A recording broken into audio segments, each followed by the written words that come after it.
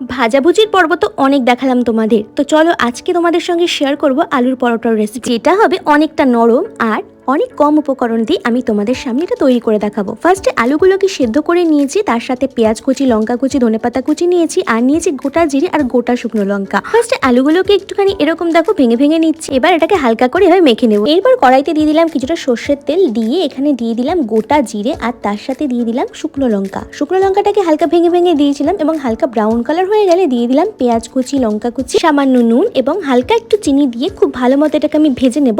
আর হালকা ব্রাউন করে কিন্তু আমাদের এটাকে ভেজে নিতে হবে। হালকা ব্রাউন হয়ে গেছে দেখতে পাচ্ছ। এরপর দিয়ে দিলাম সামান্য ধনেপাতা কুচি, দিয়ে ওপরে যে সেদ্ধ করে রাখা আলুটা ছিল সেটা দিয়ে আমি সমস্ত কিছুর সঙ্গে এখানে মিশিয়ে নিচ্ছি। তবে তোমরা এখানে চাইলে আমচুর পাউডার বা তোমাদের পছন্দ মতো যে কোনো মশলা ইউজ করতেই পারো। আমি আজ আলুর পরোটাকে একেবারে সিম্পল রাখার চেষ্টা করেছি। এখানে দেখো আলুটাকে খুব শুকনো ভাবে আমি তৈরি করে নিয়েছি। আর এবার এটা একটা পাত্রে আমি তুলে রাখছি এবং ঠান্ডা হওয়ার জন্য রাখছি। দেখতেই পাচ্ছ আলুর পুর আমার একেবারে রেডি। এদিকে অন্যদিকে আমি সামান্য তেল, নুন আর চিনি দিয়ে এই আটাটাকে মেখে রেখেছি। আটা তো সবাই মাখতে জানি, সে কারণে আর দেখালাম না। এবার আটাগুলোকে আমি এক এক করে এরকম গোলাকৃতি করে নিচ্ছি, তারপরে এটাকে একটা বাটি আকৃতির শেপ দিয়ে দিচ্ছি। এরপর এখানে যে আলুর পুরটা ছিল সেটাকে আমি দিয়ে দিলাম অনেকটা পরিমাণে, দিয়ে এভাবে মাঝখান থেকে চেপে চেপে এরকম গোলাকৃতি করে একটা ডো তৈরি করে ফেললাম। প্রতিটা লেচি কিন্তু আমাদের একটু ধৈর্য সহকারে এভাবে মাঝখানে প্রেস করে চেপে চেপে গোলাকৃতি করে তৈরি করে নিতে হবে।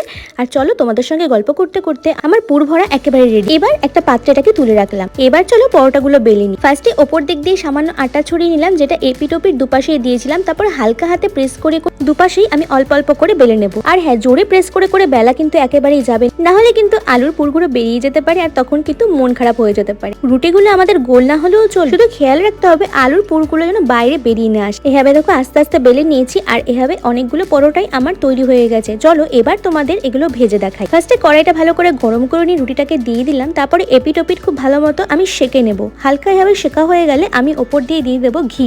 তোমরা চাইলে এটাকে ঘিয়ের বদলে সাদা তেল দিয়েও কিন্তু ভাজতে পারো, তবে আজকে আমি ঘি দিয়ে ভেজে দেখাবো। এখানে দেখো ঘি দিয়ে আমি এপিটোপিট খুব ভালো মতো ভেজে নিয়েছি। আর এরকম ব্রাউন কালার হয়ে আসলেই আমাদের বুঝে নিতে হবে পরোটা আমার একেবারে তৈরি হয়ে গেছে। আলুর পরোটা বানাতে গিয়ে প্রথম আমারও অনেকবার আলুর পুরগুলো একেবারে বাইরে বেরিয়ে যেত, তখন কিন্তু মনটা খুবই খারাপ হয়ে যেত। তোমরা যদি একটু ধৈর্য সহকারে আলুর পরোটা এভাবে হালকা প্রেস করে করে বানাও, তবে তোমাদের পরোটা, আমারটা তো বেকার, আমার থেকেও অনেক ভালো তৈরি হবে। তো চলো আজকে আমার পরোটা ভাজা একেবারে রেডি হয়ে গেছে। এবার তোমাদের এটা সার্ভ করে দেখাই। আলুর পরোটা অনেকে অনেক রকম দিয়ে খেতে পছন্দ করে, তবে আজকে আমি এখানে সার্ভ করেছি আচার এবং সামান্য টমেটো সস। তোমরা যদি ভাবো এটা অফিসের লাঞ্চে বা স্কুলে ঝটপট বানিয়ে দেবে, তাহলে কিন্তু খুবই তাড়াতাড়ি এটা তৈরি হয়ে যায়। তো চলো পরোটাটা একবার মাঝখান দিয়ে তোমাদের কেটে দেখা। এটা খেতে কিন্তু ভীষণ নরম আর তুলতুলে হয়েছে, তোমরা জানি না দেখে বুঝতে পারছো কিনা। আর মাঝখানটা দেখো কতটা পরিমাণে এখানে আলুর পুরটা রয়েছে, দেখেই বুঝতে পারছো।